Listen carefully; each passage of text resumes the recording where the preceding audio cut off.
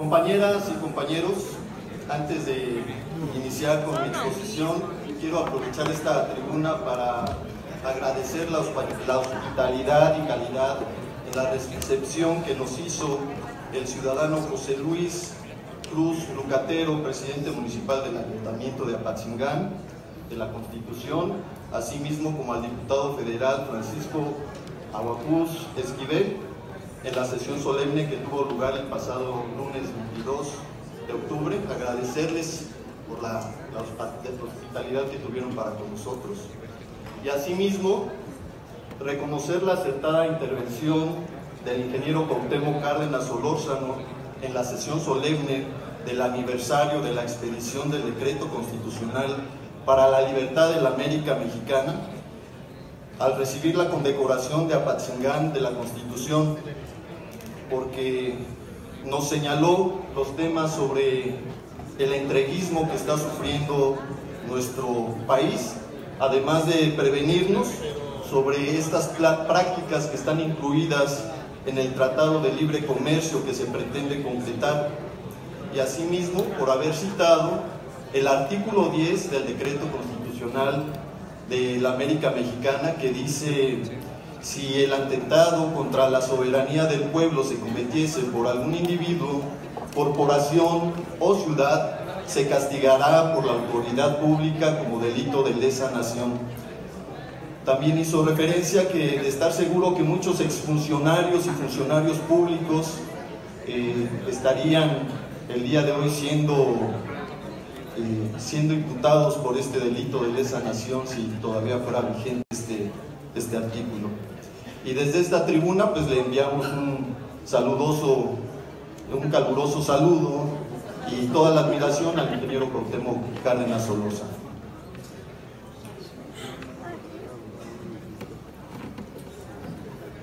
Diputado José Antonio Salas Valencia, presidente de la mesa directiva del Honorable Congreso del Estado de Michoacán, presente. Yo, Baltasar Gaona García, diputado de esta 74ª legislatura del Congreso del Estado de Michoacán de Ocampo, en ejercicio de la facultad que me confiere el artículo 36, fracción 2 de la Constitución Política del Estado Libre y Soberano de Michoacán de Ocampo, así como los artículos 8º, fracción 2, 234 y 235 de la Ley Orgánica y de Procedimientos del Congreso del Estado de Michoacán de Ocampo, presento a esta soberanía la siguiente iniciativa con proyecto de decreto para abrogar el decreto legislativo número 653, para lo cual me permito exponer a este pleno la siguiente exposición de motivos. Actualmente, la sociedad exige transparencia en el actuar de sus gobiernos y más en sus representantes del poder legislativo. Exige asimismo que se le explique el porqué de la toma de decisiones. Por tanto, es una obligación rendir cuentas y transparencia de nuestro actuar. La transparencia se ha llegado a convertir en un mecanismo de control sobre políticos y funcionarios de todos los niveles, de tal manera que es uno de los elementos de la nueva relación entre Estado y sociedad, además de que debe ser una de las características fundamentales de un buen gobierno, porque previene actos de corrupción, sirviendo además de aliciente para que los funcionarios mejoren en su desempeño. En este contexto, el pasado 13 de septiembre de este año, un día antes que finalizara la 73ª legislatura, se aprobó de manera apresurada, sin seguir el procedimiento legislativo, el decreto 653. Este decreto autoriza al Ejecutivo del Estado, a través de la Secretaría de Seguridad Pública, para ejercer hasta por un monto de 1,740 725,000 pesos. 1.740.725.000 pesos para la contratación del servicio de conectividad, monitoreo de seguridad y radiocomunicación como solución integral de enlace para el estado de Michoacán, bajo la modalidad de asociación público-privada, y la duración de contrato puede ser hasta por 12 años. De ese monto se autoriza destinar el 1.5% para cubrir los gastos y costos relacionados con la contratación del proyecto, lo cual equivale a poco más de 26 millones de pesos. Como fuente de pago o como fuente alterna de pago, se autoriza al Ejecutivo del Estado para que afecte hasta el 100% de los ingresos derivados del derecho por holograma de circulación o refrendo anual de calcomanías de circulación, y o hasta el 30% de los ingresos del impuesto sobre erogaciones por remuneraciones al trabajo personal prestado bajo la dirección y dependencia de un patrón, mejor conocido como el impuesto a la nómina. Este decreto tiene ciertas particularidades que resultan interesantes, como lo es que a la fecha de la expedición del decreto, la Secretaría de Seguridad Pública aún no contaba con lo estipulado en el artículo 11 de la Ley de Asociaciones Público-Privadas, que estipula lo siguiente. Artículo 11. Para determinar la viabilidad de un proyecto de asociación público-privada, la dependencia o entidad interesada deberá contar con análisis sobre los aspectos siguientes. Número 1. La descripción del proyecto y viabilidad técnica del mismo. Número 2. Los inmuebles, bienes y derechos necesarios para el desarrollo del proyecto. Número 3. Las autorizaciones para el desarrollo del proyecto que en su caso resulten necesarias. Número 4. La viabilidad jurídica del proyecto. Número 5. El impacto ambiental, la preservación y conservación del equilibrio ecológico y en su caso afectación de las áreas naturales o zonas protegidas, asentamientos humanos y desarrollo urbano del proyecto, así como su viabilidad en estos aspectos por parte de las autoridades competentes. Este primer análisis será distinto a la manifestación de impacto ambiental correspondiente conforme a las disposiciones legales aplicables. Número 6. La rentabilidad social del proyecto. Número 7. Las estimaciones de inversión y aportaciones en numerario y en especie, tanto federales, estatales, municipales y de los particulares. Número 8. La viabilidad económica y financiera del proyecto.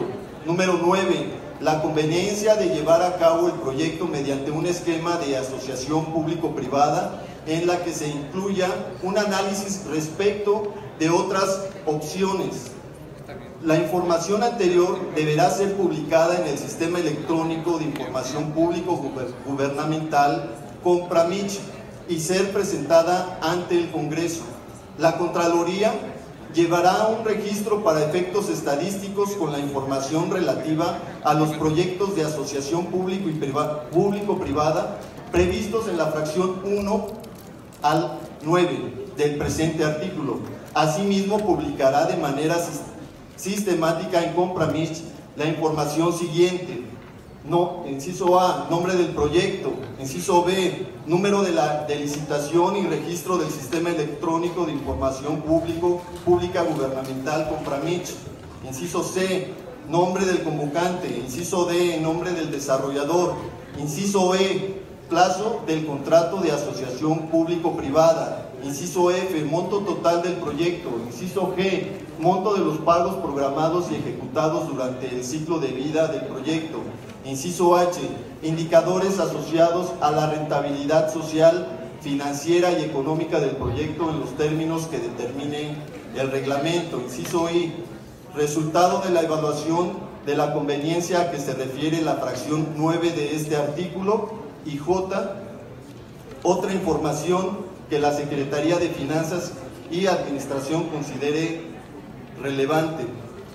El Sistema Electrónico de Información Público Gubernamental Compramich deberá además contener información del Registro Único de Desarrolladores en los términos en que los establezca el reglamento de esta ley.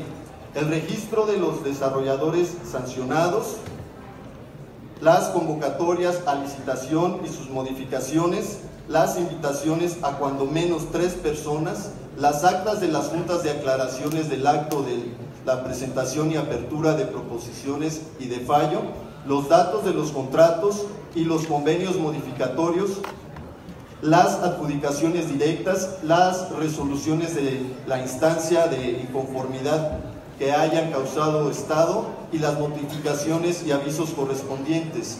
Este sistema será operado por la Contraloría la que establecerá los controles necesarios para garantizar la inalterabilidad y conservación de la información. Dicha información será de carácter público, a excepción de aquella de naturaleza reservada o confidencial en términos de la normatividad aplicable en materia de transparencia y acceso a la información pública y de la Ley de Transparencia y Acceso a la Información Pública del Estado de Michoacán de Ocampo y demás disposiciones aplicables. La Secretaría, al presentar el proyecto de presupuesto de egresos del Estado, deberá incluir en términos de los artículos 20 de esta ley y 20 de la Ley de Planeación de Hacienda, Presupuesto, Gasto Público y Contabilidad Gubernamental y los relativos a la Ley de Deuda Pública, ambos del Estado de Michoacán de Ocampo, una evaluación del impacto de los proyectos de asociación público-privada en las finanzas públicas durante su ciclo de vida. Asimismo, la Secretaría reportará en los informes trimestrales sobre la situación económica, el estado de las finanzas públicas y de la deuda pública en los términos de las disposiciones aplicables, la descripción de cada uno de los proyectos autorizados, montos erogados o por erogar conforme a las proyecciones y estimaciones correspondientes, avance en la ejecución y calendario, asimismo como el monto de los pagos comprometidos. Como se advierte de la lectura anterior del artículo, el decreto 653, en los términos en que fue autorizado por la anterior legislatura, violenta lo